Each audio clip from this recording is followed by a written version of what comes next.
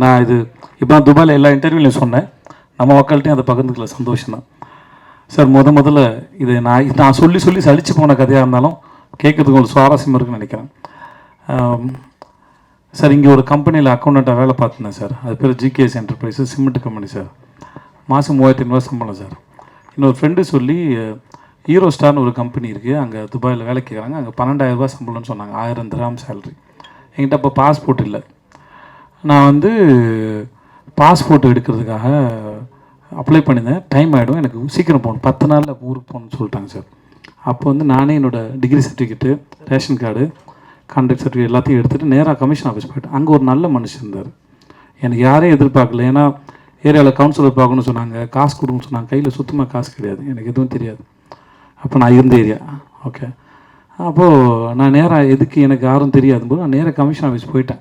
அங்கே போய் இந்த டிபார்ட்மெண்ட் கேட்டு உள்ளே இருந்தது ஒரு நல்ல மனுஷன் இருந்தார். அவர்கிட்ட இதெல்லாம் காமிச்சு, சார் குடும்ப சூழல்னால வேலைக்கு போகிறேன், எனக்கு இந்த மாதிரி கேட்குறாங்க சார், சீக்கிரம் போனோம் சார்னு. அந்த நல்ல நேரம் அவர் எடுத்தார் பாஸ்போர்ட். அந்த பாஸ்போர்ட் அப்ளிகேஷன் இவ்வளோ வந்திருந்தது சார். அதை எடுத்து என்னோடய அப்ளிகேஷன் எடுத்து, தம்பி நீங்கள் நாளைக்கு காலைல போயிடுங்க உங்கள் ஏரியா போலீஸ் ஸ்டேஷனுக்கு. ஏரியா போலீஸ் ஸ்டேஷனுக்கு போனேன். அவர் என்னை கேட்டார், உங்களுக்கு கமிஷன் ஆஃபீஸில் ஆள் தெரியுமான்னு. எனக்கு யாரும் தெரியாது. ஆனால் எனக்காக அவர் சொல்லியிருக்காரு. பாஸ்போர்ட் கிடச்சிது, வாங்கிட்டு ஊருக்கு போனேன். ஒரு கவர் கொடுத்துருந்தாங்க. அந்த கவரை பார்த்து பட்டேல்னு ஒரு தாத்தா வருவார், அவர் கூட்டிகிட்டு போகிறேன்னு சொல்லிட்டாங்க. அவருக்கு 75 வயசு, எனக்கு 20 வயசு. அப்போது அவர் என்ன 21 வயசு எனக்கு. அவர் வந்தார், விஜய் அப்படின்னாப்புல கூப்பிட்டு போனால். வெளியே வந்தால் பாலைவனத்தில் மழை பெய்யுது. நம்ம துபாயில் பெரிய ஆளாக போகிறோம்டா அப்படின்னு நினச்சி கனவுகளோடு நான் போகிறேன். அங்கேருந்து ஒரு 15-20 நிமிஷம் என்னோடய ரூமு.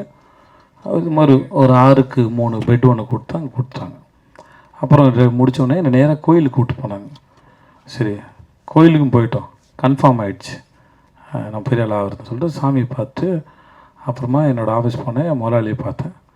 ஸோ இப்படி அப்புறம் ஆனால் நான் நினச்ச அளவுக்கு வாழ்க்கை மாறலை. அது ஓரளவுக்கு குடும்ப வறுமைக்கு சூழலுக்கு அது வசதியாக இருந்தது. நான் சம்பாரித்து போனோம். மாதம் 10,000 அனுப்பிட்டு இருந்தேன் நான். ஆனால் அங்கே சுற்றின இல்லை. இப்போ நான் போகும்போது 3 வருஷமும் படித்து முடித்தோடனே குடும்பம் மேலே கொண்டு வரணும்னு நினைக்கிறேன். அந்த கனவுகளோட இளமையாக இருந்த காலத்தில் கனவு டெண்டராக இருக்கும். 20 வயசு எல்லாருக்கும் எதையா சாதிக்க மாட்டேன்னு ஒரு கனவு டெண்டராக இருக்கும். அதுதான் ரொம்ப ஆழமாக இருக்கும், ஏக்கம் அதிகமாக இருக்கும். அந்த சமயத்தில் நான் சுற்றின தெருக்கள் துபாயோட தெருக்கள். அங்கே தான் சுற்றிருக்கேன், அங்கே தான் ஏங்கியிருக்கேன். எதையாவது பண்ண மாட்டோமான்னு ஏங்கியிருக்கேன்.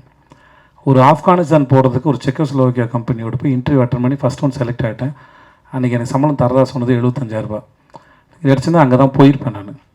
என்னோட அதிகம் படித்தவங்களுக்கு அடுத்த ரவுண்டில் நான் ஃபெயிலியர் ஆகிட்டேன், எனக்கு அது கிடைக்கல. ஸோ இப்போ அதுக்கப்புறம் திரும்பி பல வருஷம் கழித்து அந்த இடத்துல இப்படி பார்க்கும்போது நான் அதை எதையுமே பார்க்கல. நான் அங்கே ஏக்கத்தோடு சுற்றின. அங்கே ஒரு வெண்டிங் மிஷின் இருக்கும், அந்த காசு போட்டால் தம்ஸ்அப்பு அந்த கூல்ட்ரிங்க்ஸ் வரல, அது வெண்டிங் மிஷின். ஒரு திராம் வச்சு இதை செலவு பண்ணலாமான்னு வேணாமான்னு யோசிச்சுட்ருக்கேன். ஏன்னா அங்கே இருந்து என்ன மாதிரி பல பேரோட நிலைமை அதுதான். ஏன்னா காசு இஷ்டத்துக்கு செலவு பண்ணிங்கன்னா வீட்டுக்கு பணம் அனுப்ப முடியாது, கொண்டாட்டலாம் முடியாது. அங்கே வியாழக்கிழமை ஆனால் எல்லோரும் ஒன்று கூடுவோம், ஒன்றா சமைச்சு பிரியாணி சமைச்சு சாப்பிட்டுட்டு அப்புறம் துணியெல்லாம் துவைச்சி காய போட்டுட்டு சாயந்தரம் ஆனால் அங்கே கிரிக் இருக்கும். அந்த ஊரை பரதுபாய் தேரதபம் இருக்கும். அங்கே போய் சும்மா இருந்துட்டு திரும்பி முடி இவ்வளோ தான் இருக்கும். ரூமை சுத்தம் பண்ணுறதும், பாத்ரூம் கழுவுறதும், சமைக்கிறதும், இவ்வளோ தான் வாழ்க்கை. அது இதை தாண்டி கனவு காண கூட நேரம் இருக்காது. ஸோ அந்த ஞாபகங்கள் தான் வந்துட்டு இருந்த ஒழிய எனக்கு இது தெரியவே இல்லை. இந்த இடத்துல இருக்கும்போது பாரு, அப்போது அன்னைக்கு நான் ஏக்கத்தோடு சுற்றின அந்த நாள் எனக்கு சொல்லியிருக்கு, உனக்கு ஒரு நாள் பரிசு இருக்குடா இந்த இடத்துலன்னு. ஸோ ஒவ்வொரு நாள் பின்னாடி வேறு ஒரு நாளோட சேர்ந்து ஒரு முடிச்சிருக்கு. ஒவ்வொரு விதைக்கு பின்னாடி ஒரு பெரிய மரம் இருக்குது, அதில் நிறைய பறவைகளுக்கு கூடு இருக்குங்கிறது தெரியாதுல்ல, அது அந்த விதைக்கு தெரியாது இல்லையா? அதை போல தான் ஒவ்வொரு நாளையும் நான் பார்க்குறேன், நான் நினைக்கிறேன்.